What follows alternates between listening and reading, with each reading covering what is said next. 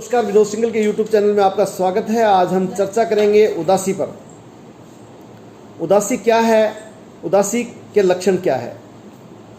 दोस्तों, मैंने जो उदासी के संबंध में किताबें जो छपी हुई है अच्छे मनोवैज्ञानिकों की, उन किताबों में से मैंने अध्ययन करने के पश्चात ये पाया है कि उदासी के कुल 10 कारण है। अगर उन 10 कारणों में से 6 कारण आपको लगातार 2 सप्ताह तक रहते हैं तो आप ये मानिए कि आपको उदासी है, आप डिप्रेशन के शिकार हैं। मैं वो 10 कारण आपको बताऊंगा। उस 10 कारणों में से यदि 6 कारण आपको लगातार 2 सप्ताह तक रहते हैं तो आप ये मानिए कि आपको डिप्रेशन है और आप उस डिप्रेशन को दूर कर सकते हैं। इसके 10 सिम्टम हैं। नंबर 1 दोस्तों, इसमें सिम्टम है कि इसमें मूड खराब रहने लगता है। मूड खराब रहने का मतलब व्यक्ति उदास रहने लगता है, मन रोने को करता है, उसकी जिस विषय में रुचि थी अब उस विषय में रुचि नहीं रहती है। और नंबर 2 दोस्तों, इसमें यह है कि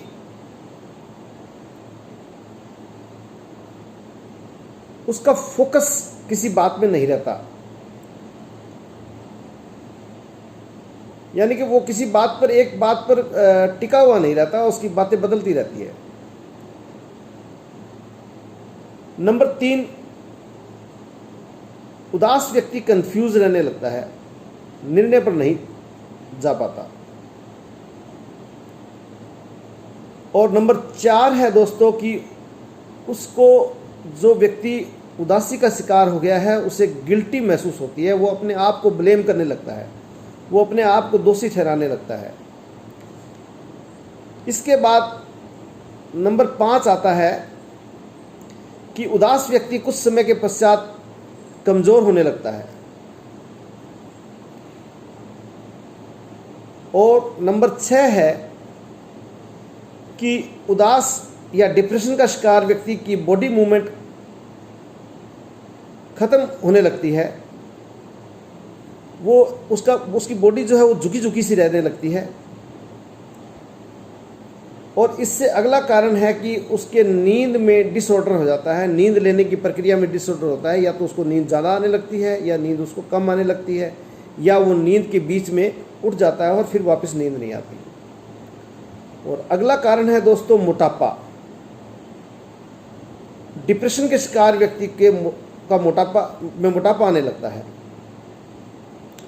और इसके बाद जो मैंने किताबों में पढ़ा वो ये है कि डिप्रेशन का शिकार व्यक्ति में थकावट रहने लगती है।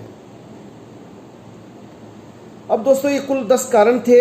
यदि इनमें से 6 कारण आपको 2 सप्ताह तक लगातार रहते हैं तो आप ये मानिए कि आप डिप्रेशन की आरंभिक अवस्था में है।